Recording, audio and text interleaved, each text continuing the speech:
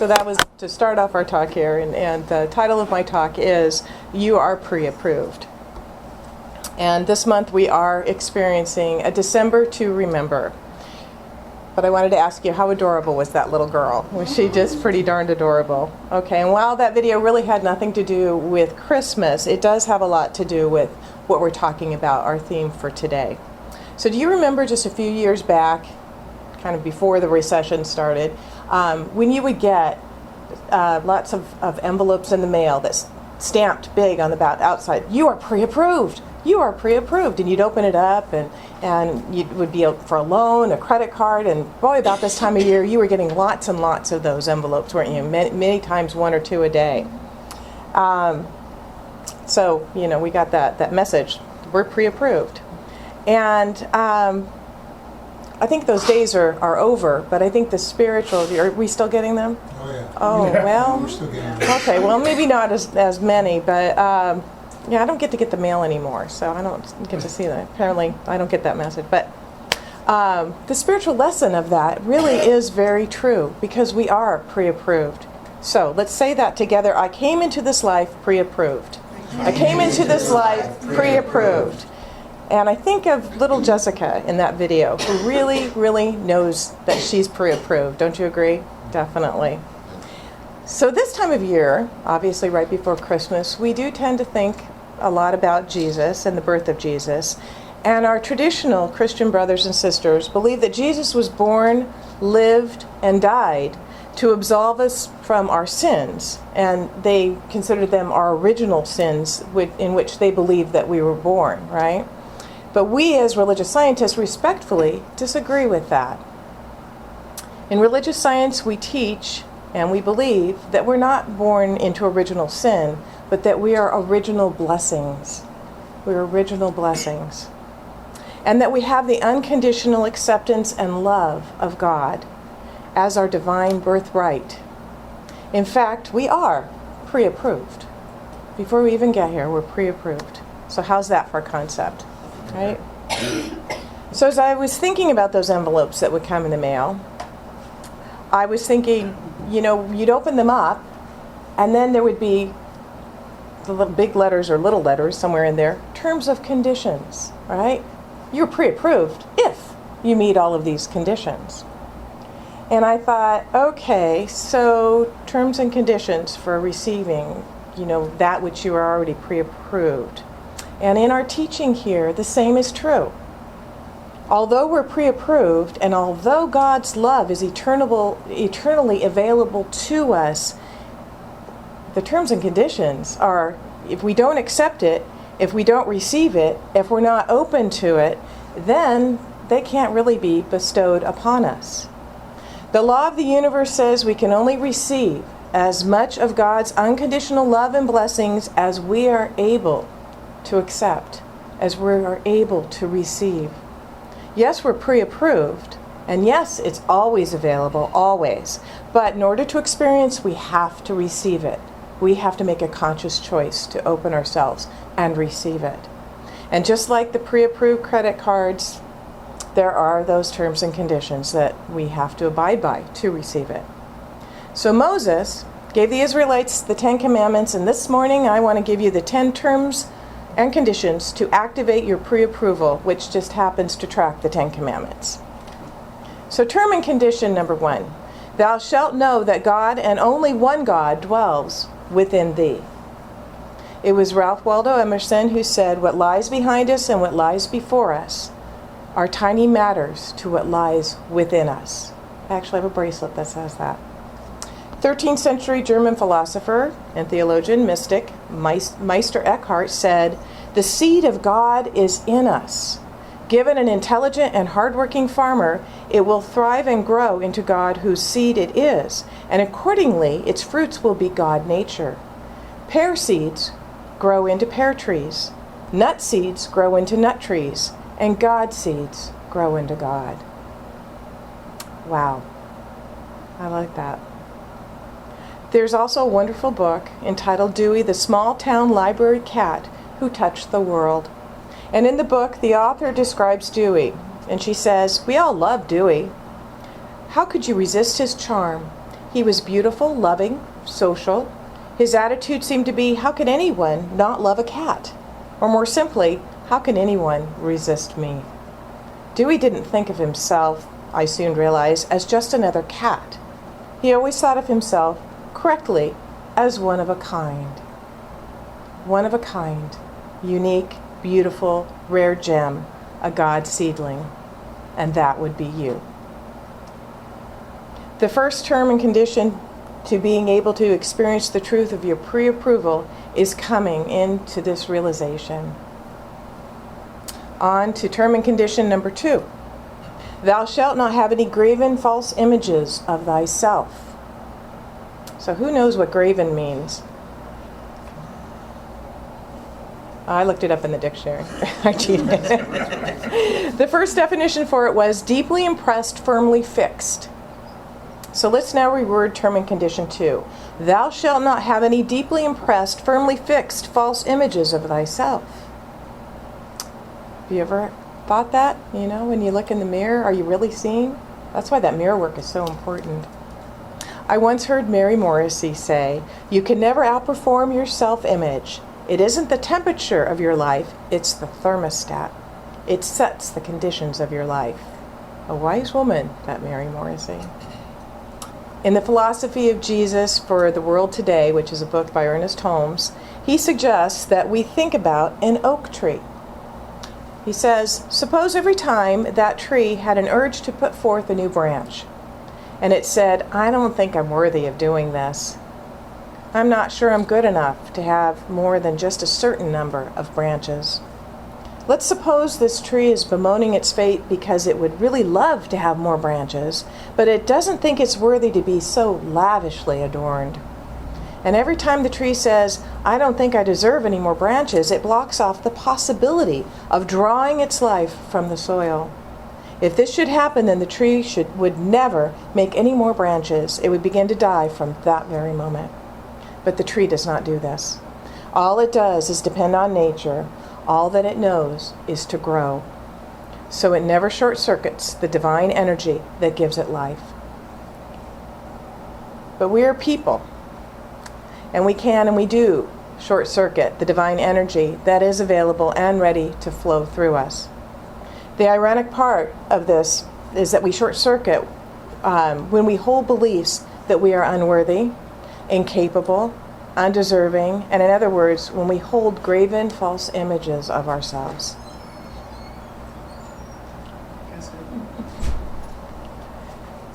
If an oak tree were a human, it would probably only grow to be about 10 feet tall.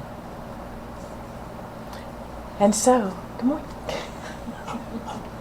And so I pose to you this morning that you can learn to feel worthy, valuable, deserving simply by beginning to understand and really, truly accept the truth of your being. If need be, refer back to term and condition number 1. On to term and condition number 3. Just as thou shalt not take the name of thy Lord God, thy God in vain, thou shalt stop talking smack about thyself. In fact, thou shalt sing thine own praises all the days of thy life.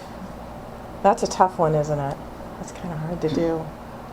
It's tough to quit saying negative things about ourselves, and then another step, or leap, to actually say good things about ourselves. But how different do you think you would be or feel if you did that? How much more pre-approved do you think you would feel if you did that? I absolutely love this true story. And this is Frank Szymanski, Notre Dame Center in the 1940s, had been called as a witness in a civil suit in South Bend, Indiana. Are you on the Notre Dame football team this year? The judge asked. Yes, Your Honor, he said. What position? Center, Your Honor. See, I knew you'd like a football story. Yeah, okay. How good of a center are you? The judge said. Szymanski squirmed in his seat a moment, and then he said firmly, Sir, I'm the best center Notre Dame has ever had. The coach, Frank Lee, who was in the courtroom, was surprised. Szymanski had always been modest and unassuming. So when the proceedings were over, he took Szymanski aside and asked him why he had made such a bold statement. Szymanski blushed and said, I hated to do it, Coach, but after all, I was under oath. Term and condition number 4. Remember the Sabbath day to keep it holy. And this one fits exactly as it is. We all need time to rest, to repair, to rejuvenate. We need to give ourselves a break. And there's this great book by Wayne Mueller, if you have not read it. It's called Sabbath. And it had such an incredible impact on me. I absolutely love that book. And it details the history of the Sabbath and how it came about and the tradition of taking that time each week to renew yourself. It's wonderful. It's so important to our mental and our physical well-being. So that one stays the same. So then we have term and condition number 5. Honor thy mother and thy father. Just a side note here, I have a friend whose son would like to get a tattoo, and he's just turned 20. And she said, I'm okay with it as long as you have honor thy father and thy mother. That's the only tattoo I'll agree to. I don't think he's going for it. Anyway, but I decided to leave this one pure as well. And it can be a big one for some of us, depending on the types of mothers and fathers that we had. And I was really fortunate in that area. However, we do really need to heal our parental issues if we do have them. If we have some issues, then we need to address them and we need to heal them. You came into this world for a reason, a purpose, regardless of what you were told or how you were treated. God did not make an error. You came so that God may be expressed. And you came into your family of origin so that you could express God at your highest level. That is the absolute and spiritual truth. And if you need help with this one, that's what practitioners are for. I'm a practitioner, and there's others in the Science of Mind books. But it is definitely something that we need to look at. Term and condition number 6. Thou shalt not kill thy hopes and thy dreams. Note from the universe, the presumption at all times and under all circumstances should always be that you are good enough, worthy enough, and lovable enough. Sounds like another term and condition, doesn't it? And that you are exactly the right kind of person in the right place at the right time. Otherwise, you wouldn't have been instilled with such dreams in the first place. Love you, the universe. Walt Disney, everyone knows I love Walt Disney, said, if you can dream it, you can do it. Always remember this whole thing was started by a mouse. Term and condition number 7. Thou shalt be true to thyself. What is right for you? Follow your heart. Follow your intuition. Follow your guidance. Listen to your inner voice. Dr. Ernest Holmes said that Christ also comes awakened by the still small voice of truth. That still inner voice. Take time to listen to that. Term and condition number 8. Thou shalt not steal. Kind of leaving that one. That's pretty self-explanatory. Then term and condition number 9, thou shalt not bear false witness. We shall not lie. For both of those, thou shalt live in integrity. That fits for both of them. Thou shalt live in integrity. Very interesting that 2 of the 10 commandments speak to living in integrity, isn't it? Also interesting that the Latin word from which integrity comes from means to be whole or complete.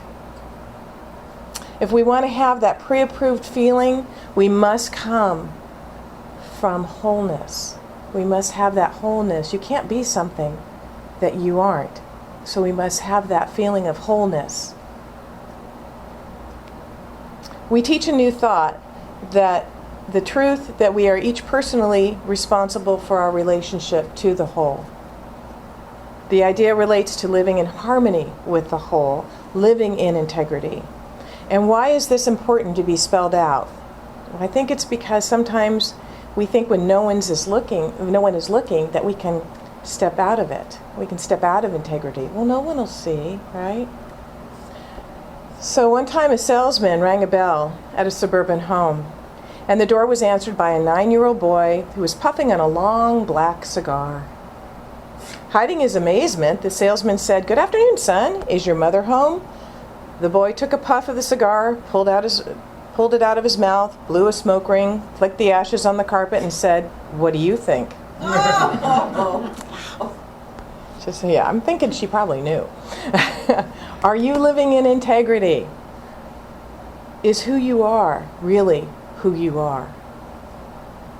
Term and condition number 10.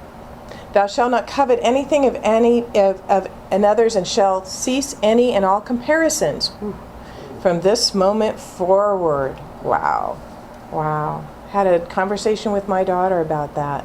She just came home from France, and her boyfriend met her at the airport with beautiful roses, and then took her on a sightseeing tour of San Francisco and ice skating and shopping, and it was lovely until she talked to her friend whose boyfriend also met her, that she'd met over in France, and he met her also. He not only had roses when he met her at the airport, but when he got in the car, he says, I'm taking you out to a fancy dinner, and what you're wearing isn't good enough, so I bought you a dress, and it's in the back seat, so you need to change. And she says, you know, hers was great until she compared to someone else. It's kind of interesting. Did it change anything that her boyfriend did? No. Stop comparing. Stop comparing. What he did was lovely. Have you ever caught yourself comparing yourself to somebody else? Perhaps they had more education, more money, or more of something. Have you ever noticed how comparison makes you feel? Boy, I sure saw it. I saw an elated child go, yeah. It doesn't make you feel too good when you think someone is better or has more or, you know, is getting something more than you are. Those feelings are actually toxic to our own well-being. They're not healthy. There's a great line that comes from an ancient philosophy, and it simply says that comparison is the death of joy. Wow. You and I are not here to compare ourselves to anyone else. We are here to compare the difference between how we are being and how God would have us be. That's it. How am I doing? We're in competition with ourselves. So today, let's not compare ourselves to anyone else. Remember, you are pre-approved. But in order for you to reap the benefits of that pre-approval, you have to meet some terms and conditions. So here they are again, and I have them printed up in case you want to take them home. So they'll be on the table if you would like. Term and condition 1, thou shalt know that God and only the one God dwells within thee. Term and condition 2, thou shalt not have any graven, deeply impressed, firmly fixed false images of thyself. Term and condition 3, just as thou shalt not take the name of the Lord thy God in vain, thou shalt stop talking smack about thyself. In fact, thou shalt sing thine own praises all the days of thy life. Term and condition 4, remember the Sabbath day and keep it holy. And you're always welcome to do that here.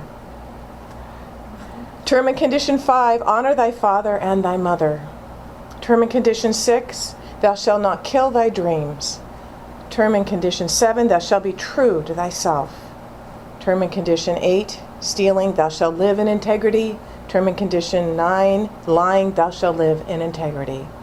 Term and condition 10, thou shalt not covet anything of another's, and thou shalt cease any and all comparisons from this moment forward. We began this time showing you that adorable little girl who knows that she is pre-approved. And you too now know that you are pre-approved. So go home and sing in the mirror and tell yourself just how great everything is. And if you follow these terms and conditions, you will know it. And so it is.